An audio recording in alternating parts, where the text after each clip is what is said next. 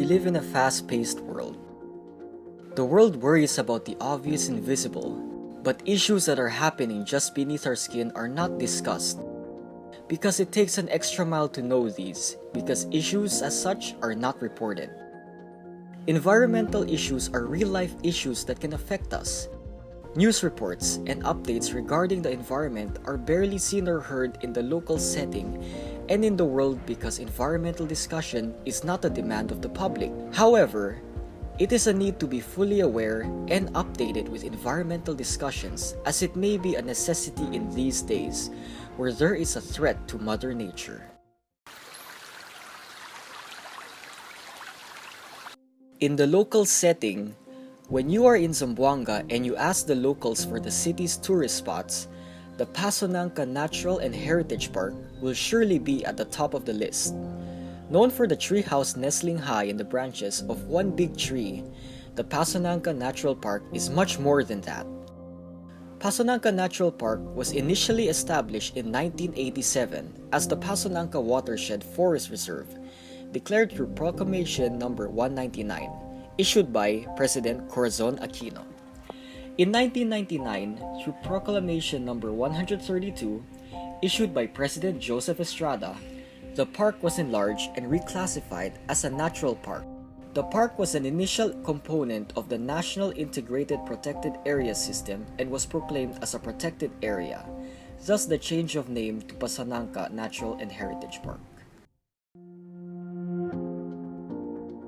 Presently, it is under NIPAS Act, and remember that is Republic Act 7596, which is a national protected area.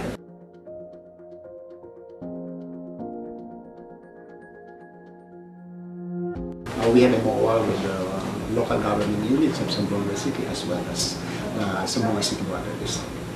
It is being managed by the PAMB, led by the Protected Area Superintendent, Forester Bedelisa Campaner. We have also in a quarterly meeting that is of the family board about the Pasonanca Park, especially focusing on the from our end, from the DNR alone, we have the biodiversity monitoring station held in the different areas in the Pasonanca Park. We have also ecotourism sites in the area.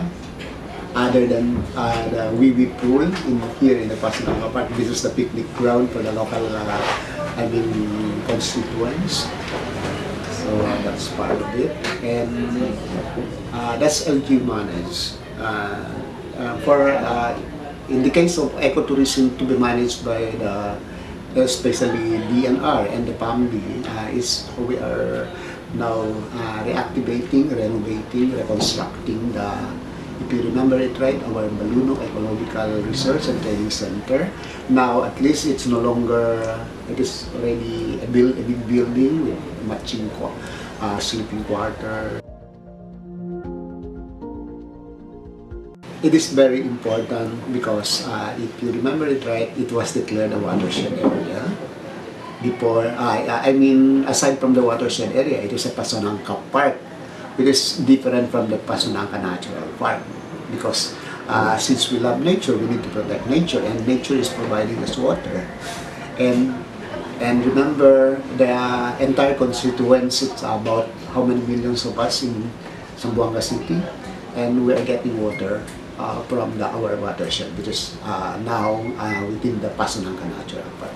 So that's the number one importance. Other significance also, if you are going to, I just want to inform you, it can serve as I mentioned earlier about the Ecological Research and Training Center, no? So educate for educational purposes. So you can do some research work. Then you can do bird watching if you want to. We have also our we call that eco trail. Another one significant is that the area is a conservation site.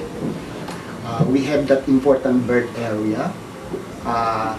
So far, our species in the area, we have more than 100 species, about 138 species, and so 78 of that are endemic to the area, meaning that can only be found Although, yeah, especially if you remember it right, the Zamboanga bulbul. Yeah, that's endemic to Zamboanga City only. That can only be found in our area. Also, as I mentioned, key biodiversity areas. So, when we talk of key biodiversity areas, our area, we have a lot of biodiversity means life. There are, bio, life, then diversity, in Tagalog, samot-saring buhay, the different lives. When we define levels, when we say about biological diversity, there are 3 levels. So the 3 levels of that is the DNA or the genes. That is why we have different, looks, okay, heights, etc. That's because of the genes. Then we have also the other one is the species. And another one is level is the ecosystem. In collaboration in tandem with the Zamboanga City Water District, which they have the forest guards protecting the area 24/7. We have different outposts. That is the water district outpost. So within the area, distributed strategically in order also to especially apprehend, confiscate those illegal materials that are used. We have also our BMS, the Biodiversity Monitoring System, wherein we have stations also in the area. There are 29 forest guards, so watching in that identified posts and also BMS stations. Pandamon patrol, pero by area man sa del kada BMS dyan sa by area. Example, dyan nombre mga iguana, sina tanda si kami, pero hindi permanente kami sina hindi tanda kami. By surprise ba kasi baka kami kung saan sa liwahente adentro. Kasi pili kami sa naong lugar, bira-bira kami sina sabi sa liwahente. Pero manada man kasi area schedule lang kami tanwan.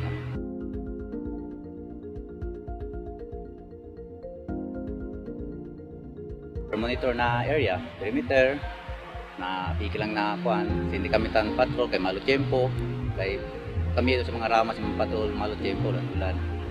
Kasi ang kami tan monitor, perimeter. Reporta kami na kuan na kina banwang si tan ulan, kina binida, reporta kami.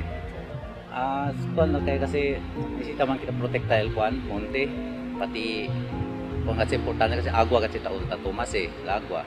Sita kita kay baka siya pang mga malhente, dali ta puni mga veneno. Sita kita bisya gatel kuan. Kitan illegal ba? Sina kami dam kuan. Trabaho na patrol. Meron namang investors only dito lang sa baba. Kaya nga tulad ng sinasabi ko, dapat they should pass the public. Kasi kung there will be no, kumbaga is no earth movement. Let's say, mining, example. Although merong mina dyan, kaya lang, that is a protected area. Dapat dumaan talaga yan. So, yung mga investment lang natin siguro, if they want to put a canopy walk, they want to invest in that canopy walk, siyempre, we need sponsorship for that because DNR cannot afford.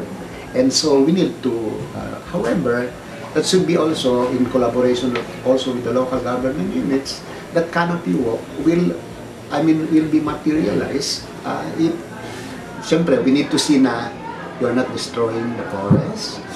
Yung mga ganon na walang ill effect, you're not destroying humankind. We have actually investors. Only, we need to, kumbaga, tinitingnan natin kung it is not environmental friendly. I'm sorry. Parang gano'n siya. Diba? Dapat environmental friendly ang mga project natin. Yes, sir. Presently, we are being helped and assisted by the Protect Wildlife. Protect? Wildlife. That's USAID organization. USAID. So, at present, they are assisting us in reviewing the management plan and also making the management attune to the present situation for 5 years. There are proposals also that are going to provide something like a dam, additional dam, because Siyempre, as we move on, population increase, and there's to be a lot of water to be consumed. So that's part. One thing we are going to do is to hasten our information, education, and communication. We need really to protect the areas, and by that, we need to involve our stakeholders, which is the communities. Otherwise, if they don't know about the importance of the protected area, they will just add damage to the area. Especially river, our river, supposedly, you are there, nagtatampisaw sa malamig na ilog na libre, sa kahoy na libreng air condition, na hindi mainit. Pero hindi nila naiisip yun. Anong ginagawa nila? They're throwing their waste into the river.